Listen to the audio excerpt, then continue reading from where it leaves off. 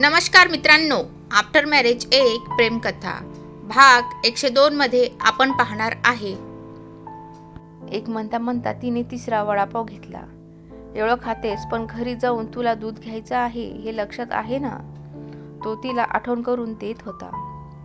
आता झाली ना पंचायत. एवढं खाल्लं होतं आणि आता त्या दुधाला तिच्या पोटाला जागा शिल्लक नव्हती. बघू नंतर घरी गेल्यानंतर काहीतरी मार्ग काढता येईल. आता हा अर्धाच तर राहिला, एवढा वडापाव तरी खाऊ दे घे. मनात विचार करत तिने तो तिसरा वडापाव संपवला. आता तिखट लागलं तसं ती भैया पाणी दो. ए ते पाणी नको, थांब, मी गाडीतली बॉटल घेऊन येतो म्हणत तो पाण्याची बॉटल आणायला गेला. तिला पाण्याची बॉटल देऊन त्याने त्या वडापावाल्याचे पैसे दिले आणि दोघे पुन्हा घराच्या दिशेने यायला निघाले. तिचं मन मात्र वडापाव खाऊन तृप्त झालं होतं. तो पण तिचं ते थोड्या वेळापूर्वीचं वडापाव खाणं आठवून गालात हसत होतं. आता झालं ना मनाचं समाधान. तो तिच्याकडे पाहत म्हणाला, हो मज्जा आली. ती आनंदात, पण हे असं खाणं आजारी पडीस म्हणजे? तो म्हणाला. प्रवीण, अरे एवढ्या नाही काही होत लगेच. ती त्याला समजावत म्हणाली. ते ठीक आहे पण घरी जाऊन दूध प्यायचं तुला? तो आता तिची मजा घेत होता, कारण त्याने पण जाणवलं होतं एवढं खाल्ल्यावर ती आता दूध घेऊ शकत नाही. तरीही तो मुद्दामून बोलत होता. तसा तिने तोंड कसंसं केलं. थोड्या वेळात ते दोघे घरी. सुमित्रा आणि श्रीधरराव बाहेरच पोर्चमध्ये गप्पा मारत बसले होते, कारण मगाशी दोघे बाहेर गेलेले त्यांनी पाहिलं होतं. योगी, ते बघ, आई बाबा बाहेरच आहेत. आता त्यांनी विचारल्यावर काय सांगणार आहेस तू? प्रवीण त्या दोघांसमोर पाहून म्हणाला. मी सांगते काय सांगायचे ते, योगिता म्हणाली. काय रे प्रवीण, आता एवढ्या उशिरा कुठे गेला होता तुम्ही? सुमित्रा म्हणाल्या. ते तुझ्या सुनेलाच विचार, तेच सांगेल, प्रवीण म्हणाला. काय ग योगिता, कुठं गेला होता? आई, अहो ते मला वडापाव खायची खूप इच्छा झाली म्हणून गेलो होतो, योगिता अडखळत म्हणाली. मग खाल्ला का? सुमित्रा म्हणाल्या. अगं नुसता खाल्ला का म्हणून काय विचारतेस, किती खाल्ले ते विचार, प्रवीण म्हणाला. काय ग योगिता, किती खाल्ले? सुमित्रा तिच्या जवळ येऊन हळूच म्हणाल्या. 3. प्लीज आई, आता तुम्ही त्याला समजाव ना, तो म्हणतो अजून दूध पण द्यावे लागेल.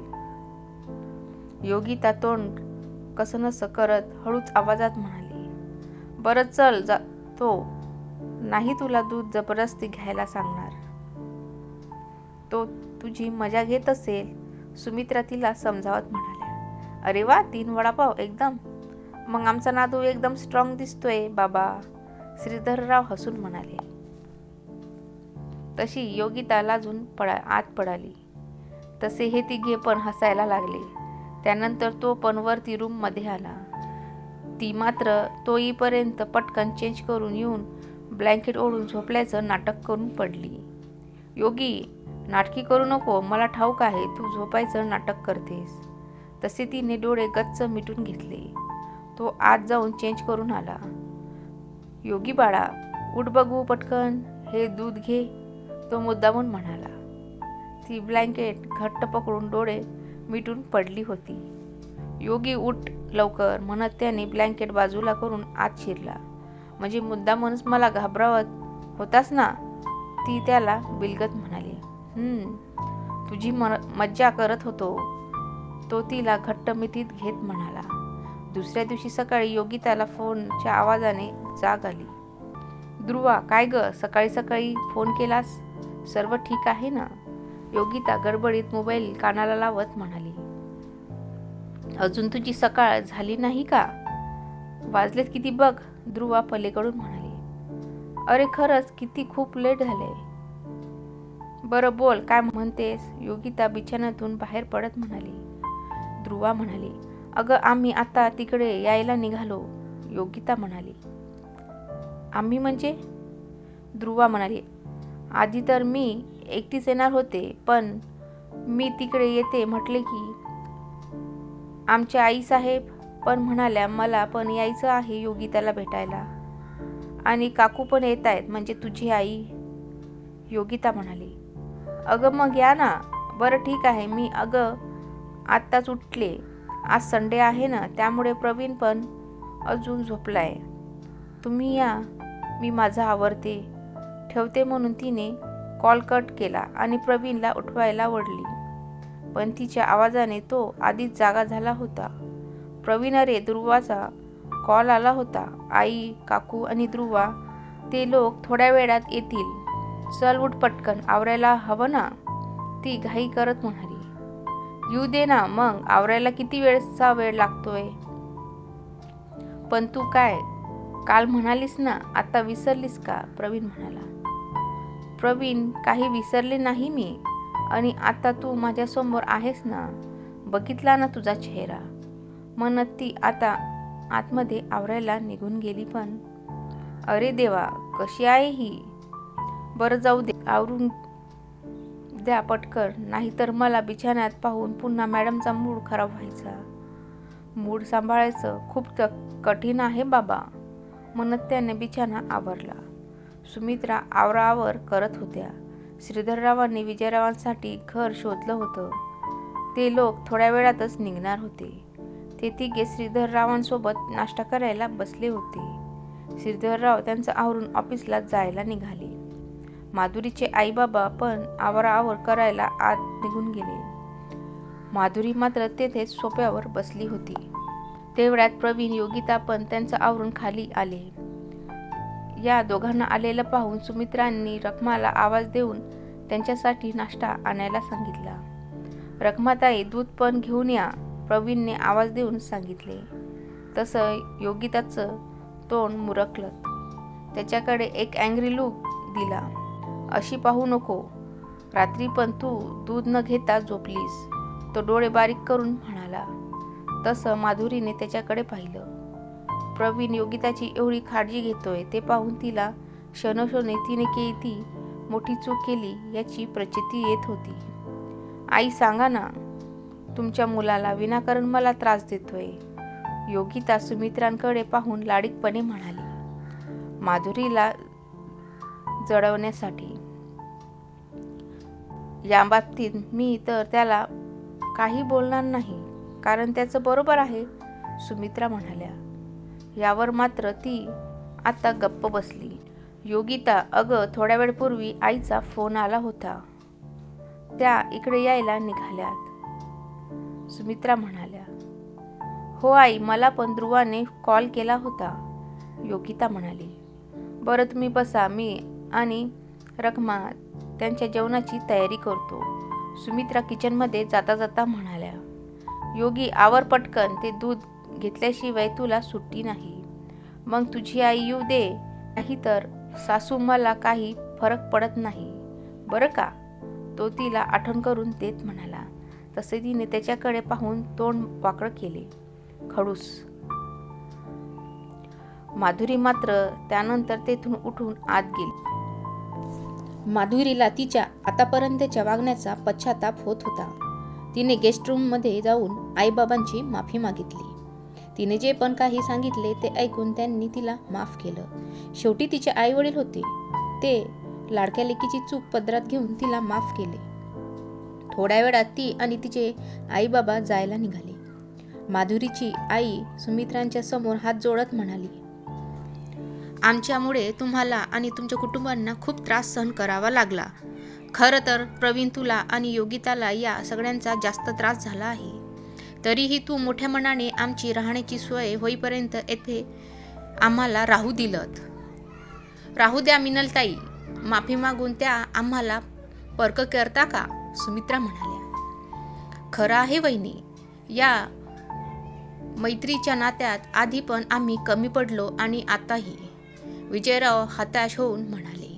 भाऊजी, झालं गेलं विसरून जावा आणि आता नव्याने सुरुवात करा, सुमित्रा म्हणाल्या. सॉरी योगिता, माफ कर, मी तुला विनाकारण त्रास दिला, माधुरी योगिताच्या समोर हात जोडत म्हणाली. ओके ठीक आहे, योगिता एवढंच बोलली, कारण तिच्या मनात अजूनही माधुरीबद्दल शंका होती. ते तिघे आपलं सामान घेऊन सगळ्यांचा निरोप घेऊन निघून गेले. दुपारी ध्रुवासोबत योगिताची आई, ध्रुवाची आई तिघी पण आल्या. सुमित्राने त्यांना चहा पाणी देऊन त्यांचं आदरातिथ्य केलं. योगिताच्या आईने तिच्यासाठी बरेच पदार्थ बनवून आणले होते. सुमित्रा त्याकडे पाहत म्हणाल्या, तुम्ही एवढं सगळं आणलं खरी, पण तुमची लेक यातलं किती खाते ते बघा. तेवढ्यात योगिता पण खाली आली. ध्रुवा धावत जाऊन तिच्या गळ्यात पडली. त्यानंतर तिने आईची गळाभट घेतली. आईच्या काकूंच्या तब्येतीची चौकशी केली. तिच्या पाठोपाठ प्रवीण पण खाली आला. त्याने पण त्या दोघींना नमस्कार करून त्यांची विचारपूस केली. नंतर सगळेच तेथे गप्पा मारत बसले होते. त्यानंतर सुमित्रा पण येऊन त्यांच्याशी थोडा वेळ गप्पा मारत बसल्या. ध्रुवाची आई तर योगिताच्या सासरची मनमिळाऊ माणसं आणि तिच्या घरातलं वैभव डोळे भरून पाहत राहिली. त्यांच्या नातेवाईकांमध्ये पण एवढंच असं घर कोणाचं नव्हतं. त्यामुळे त्या पहिल्यांदाच हे सर्व पाहत होत्या. थोड्या वेळाने योगिताने ध्रुवाच्या आईला संपूर्ण घर फिरवून दाखविलं. ध्रुवाची आई योगिताच्या सासरचं खूपच कौतुक करत होती. त्यानंतर त्या तिघी पण योगिताच्या रूममध्ये जाऊन गप्पा मारत होत्या. खरंच योगिता, तू खूप नशिबान आहेस बाई, सोन्यासारखा सासर मिळालंय तुला.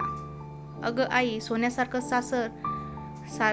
सासर मिळायला नशीब लागत नाही, पण सोन्यासारखा नवरा मिळणे म्हणजे आजकालच्या जमान्यात कठीण आहे, आणि तो तिला मिळालाय, ध्रुवा मध्येच म्हणाली.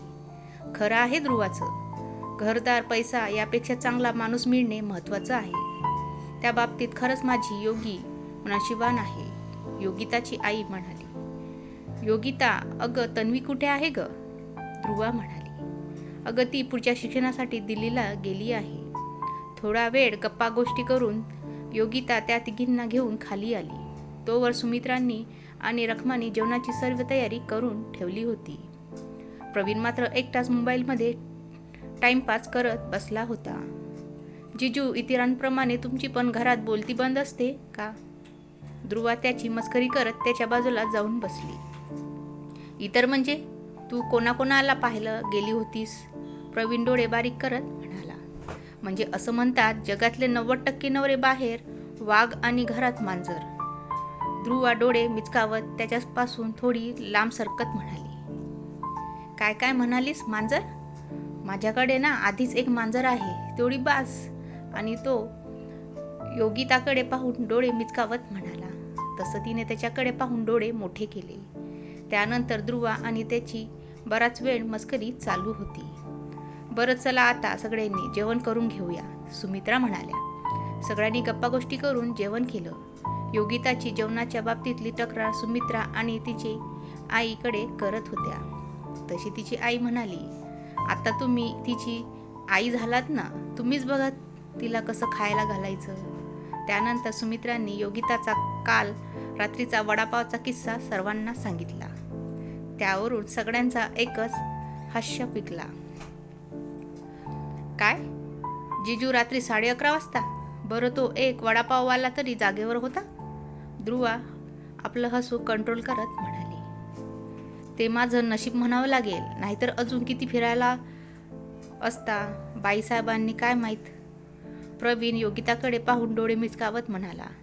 योगिताची आई आणि ध्रुवाची आई दोघी पण योगिताचे पराक्रम ऐकून गालात हसत होत्या.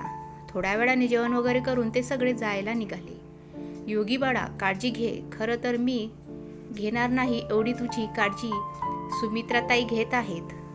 त्यांचा शब्द मोडू नकोस, आई तिला समजावत म्हणाली. हो आई, योगिता म्हणाली. त्यानंतर त्या तिघी पण तिचा निरोप घेऊन जायला निघाल्या. प्रवीण त्यांना सोडायला गेला. योगिता पण रूममध्ये आली. तिला एकटीच बसून बोर होत होतं. तेवढ्यात तिने मोबाईल घेऊन तन्वीला फोन लावला. हॅलो तनू, कशी आहेस तू? तन्वी म्हणाली, आज तुला माझी आठवण झाली का? बरं ते जाऊ दे, तू मी आत्या होणार हे गुड न्यूज सुद्धा मला सांगितली नाहीस. तू मला साफ विसरून गेलीस. तो माझा प्रवीण दादाच ग, त्यालाच माझी आहे. त्याने मला तू नाही सांगितलं. तन्वी आता सुरू झाली होती. योगिता म्हणाली, तनू अगं ते मी तुला सांगणार होते, पण मला ना खूपच कसं तरी वाटत होतं. मग मीच प्रवीणला म्हणाले की तन्वीला तूच सांग म्हणून. आणि येणाऱ्या पुढील भागामध्ये काय होईल ते नक्की बघ.